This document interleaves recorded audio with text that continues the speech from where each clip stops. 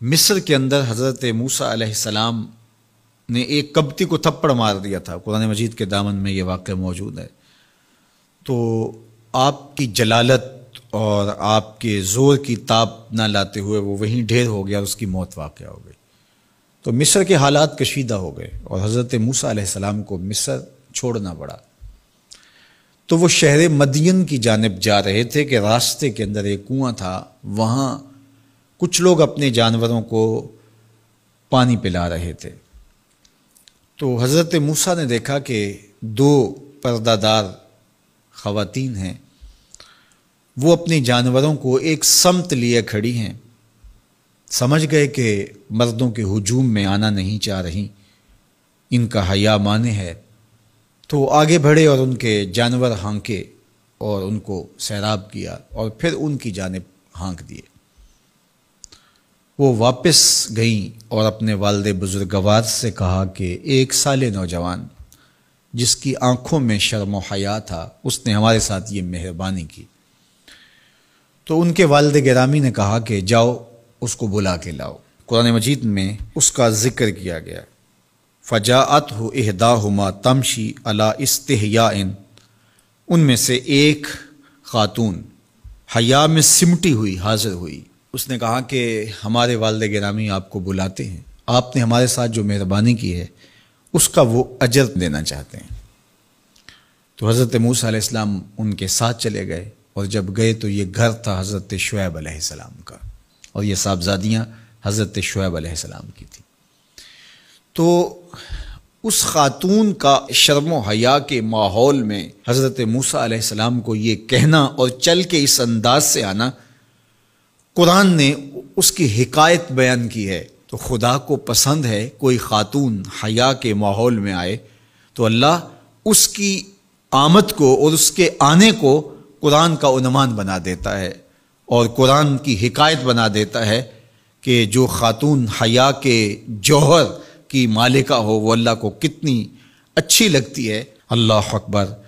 حضرت نبی اکرم صلی اللہ علیہ وآلہ وسلم کا فرمان حیا کے حوالے سے، الحیاء من الایمان، حیا ایمان سے ہے۔ تو جتنے بھی ایماندار لوگ ہیں وہ پھر حیا کے جوہر سے مزین ہوں گے، مالا مال ہوں گے۔ آپ دیکھ لیجئے سب سے بڑے ایماندار تو میرے اور آپ کے آقا مولا ہیں، اور حضور کمواری لڑکی سے زیادہ حیادار تھے۔ باقی حضور کے اصحاب دیکھ لیجئے، ان کا حیا، اور حضور کی ازواج مطہرات کا حیا دیکھیے۔ ام المومنین حضرت عائشہ رضی اللہ تعالی عنہا فرماتی ہیں کہ حضور کا جب وصال ہوا اور حضور میرے حجرے میں دفن ہوئے تو میں جب حضور کی قبر انور پہ جاتی تو معمولی چادر اوڑھ کے چلی جاتی، اس خیال سے کہ میرے شوہر ہیں۔ پھر حضرت ابوبکر صدیق رضی اللہ تعالیٰ عنہ کا وصال ہوا تو وہ بھی ساتھ دفن ہو گئے، تو میں پھر بھی اسی حالت میں جاتی اور میں سوچتی کہ ایک میرا شوہر ہے اور دوسرا میرا والد ہے۔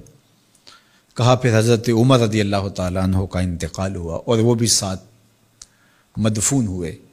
تو حضرت ام المومنین فرماتی ہیں کہ اب جب میں جاتی تو میرا جانے کا انداز مختلف تھا۔ فواللہ ما دخلت الا وانا مشدودۃ علی ثیابی حیاء من عمر۔ کہا اب جب بھی میں جاتی تو خوب اوڑھنی اوڑھ کے اور چادر لے کے جاتی، مجھے عمر سے حیا آتی۔ یہ ام المومنین کا انداز زندگی ہے۔ مخدرات اسلام کو اس سے سیکھنا چاہیے۔ جو قبر میں دفن ہیں ان سے بھی یہ حیا کریں، جو مومنوں کی ماں بھی لگتی ہیں۔ اور آج یہ دلائل دیے جائیں کہ پردہ تو جناب دل کا ہوتا ہے، چہرے کا پردہ تو نہیں ہے۔ باقی کسی کو اپنی آنکھ میں شرم پیدا کرنی چاہیے۔ عورت کو کیا ضرورت ہے کہ وہ اپنے آپ کو ڈھانپ کے رکھے؟ اب ام المومنین کا عمل یہ ہے کہ فرماتی ہیں کہ میں اپنے آپ کو خوب سمیٹ کے جاتی حیاء من عمر۔ عمر قبر میں ہیں لیکن ام المومنین فرماتی ہیں مجھے پھر بھی حیا آتی۔ اور حضرت سیدہ طیبہ طاہرہ حضرت فاطمہ الزہرا رضی اللہ تعالی عنہا نے کہا کہ عورت کے لیے بہترین پردہ یہ ہے کہ اس کو کوئی غیر مرد نہ دیکھے اور وہ غیر مرد کو نہ دیکھے۔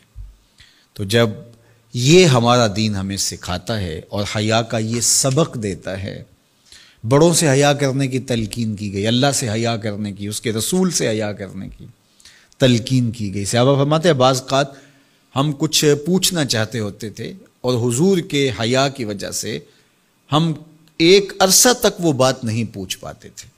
آج دادا کے سامنے بچے جس طرح بات کرتے ہیں اور جس طرح بچوں سے حیا کا جوہر ختم ہو گیا ہے اور اس کو وہ تہذیب نو کا کرشمہ سمجھتے ہیں اور جدید دور کی کرامت سمجھتے ہیں، یہ دور جدید کی کرامت نہیں ہے، یہ جاہلیت ہے۔ بڑوں کا احترام اور بڑوں کی عزت یہ زندگی کا جمال ہے۔